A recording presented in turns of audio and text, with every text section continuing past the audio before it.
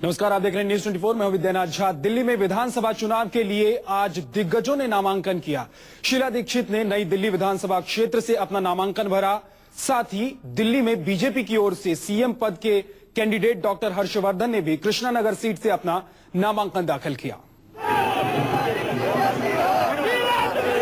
एक तरफ दिल्ली की मुख्यमंत्री शीला दीक्षित पहुंची थी नामांकन भरने के लिए, तो दूसरी तरफ बीजेपी के पीएम माफ कीजिएगा, मुख्यमंत्री कैंडिडेट हर्षवर्धन पहुंचे थे नामांकन भरने के लिए। गाजे बाजे के साथ पहुंचे अपने समर्थकों के साथ।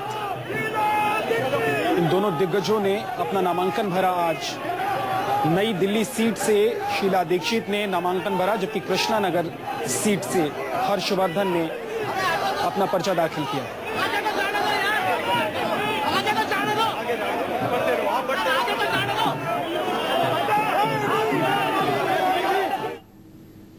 तो शीला दीक्षित पहुंची थी नामांकन के लिए। हमारे संवाददाता पल्लवी झा ने वहां का जायजा लिया। देखिए, मुख्यमंत्री शीला दीक्षित इस वक्त पहुंच चुकी हैं जामनगर हाउस में नॉमिनेशन फाइल करने के लिए, और जिस तरीके से आप देख सकते हैं मीडिया का काफी जमावड़ा है, साथ ही साथ यहां पर उनके समर्थक भी हैं। आपको हम बताना चाहेंगे कि शीला दीक्षित को 12:30 बजे का वक्त दिया गया था, लेकिन इस वक्त वो पहुंची हैं, यानी कि आधे घंटे देरी से वो पहुंची है। जाहिर तौर पर मुख्यमंत्री का कद है तो थोड़ा सा उसको देखते हुए भी वो डिले हुई है, और यहाँ वो पहुंच चुके हैं। उनके साथ कई समर्थक है यहाँ पर, और यहाँ नारेबाजी भी हो रही है। हालांकि इलेक्शन कमीशन का सख्त निर्देश भी है और ये वायलेशन भी है, लेकिन बावजूद इसके उनके जितने समर्थक है वो जिंदाबाद के नारे लगा रहे हैं और शीला दीक्षित की नारेबाजी हो रही है। यहाँ पर एसडीएम पहले ही पहुंच गए थे और यहाँ पर काफी ज्यादा भीड़ दिखाई पड़ रही है, लेकिन उनके साथ काफिला नहीं था, वो अकेली आई है। लेकिन उनके समर्थकों का काफिला इतना ज्यादा है कि बाहर सड़क जो है वो बिल्कुल पूरी तरीके से जाम हो गया है। बाहर गेट के बाहर भी काफी समर्थक है, लेकिन आप देख सकते हैं मीडिया के साथ साथ जितने समर्थक हैं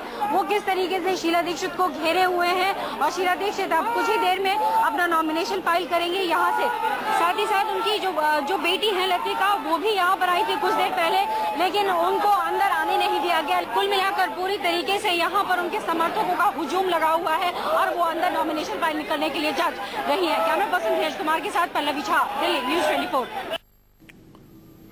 तो मुख्यमंत्री शीला दीक्षित और साथ में डॉक्टर हर्षवर्धन ने भी अपना नामांकन दाखिल किया, और दोनों जब पहुंचे तो उनके साथ बड़ी संख्या में कार्यकर्ता मौजूद थे, और भीड़ के बीच दोनों ही दिग्गज नेताओं ने अपना नामांकन दाखिल किया। शीला दीक्षित ने नई दिल्ली से पर्चा भरा है, जबकि कृष्णानगर से पर्चा भरा है डॉक्टर हर्षवर्धन ने।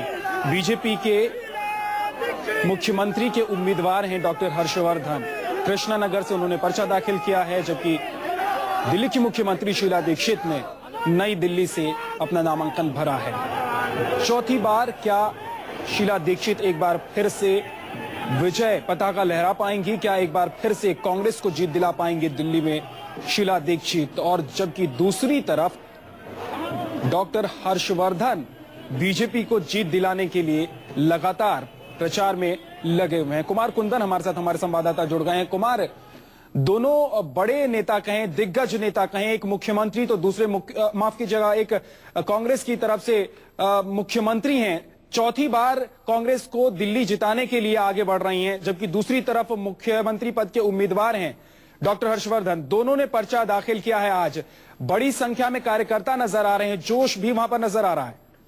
बिल्कुल, देखिए, एक तो चौथी दफा दिल्ली के मुख्यमंत्री बनने के लिए शीला दीक्षित ने कहीं न कहीं अपनी रेस में अगुवाई की है। दूसरी तरफ पहली बार डॉक्टर हर्षवर्धन ने भी पर्चा भरा है। वैसे तो कृष्णानगर विधानसभा चुनाव क्षेत्र से वो जीतते आए हैं, लेकिन इस बार का पर्चा भरना और पिछली बार का पर्चा भरना दोनों में फर्क है, क्योंकि इस बार वो दिल्ली के मुख्यमंत्री के हिसाब से सोच रहे हैं चीजों को। और जहां तक उत्साह की बात है तो भारतीय जनता पार्टी और कांग्रेस के कार्यकर्ता दोनों लगे हुए हैं कि किसी भी तरीके से, एक तरफ भारतीय जनता पार्टी अपना वनवास खत्म होने का इंतजार में है, दूसरी तरफ कांग्रेस के लोग चाह रहे हैं कि किसी भी तरीके से चौथी बार उनकी सरकार बने। जहां तक उत्साह की बात है तो इससे अंदाजा लगाया जा सकता है कि जामनगर हाउस के आसपास का इलाका हो या गीता कॉलोनी के आसपास का इलाका हो, पूरा हैवी ट्रैफिक जाम हो गया था लोगों के आने की वजह से।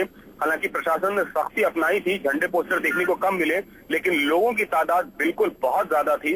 शायद यही वजह है कि आम लोगों को थोड़ी परेशानी हुई, लेकिन अब पूरी तरीके से दिल्ली इलेक्शन मोड में दिख रहा है।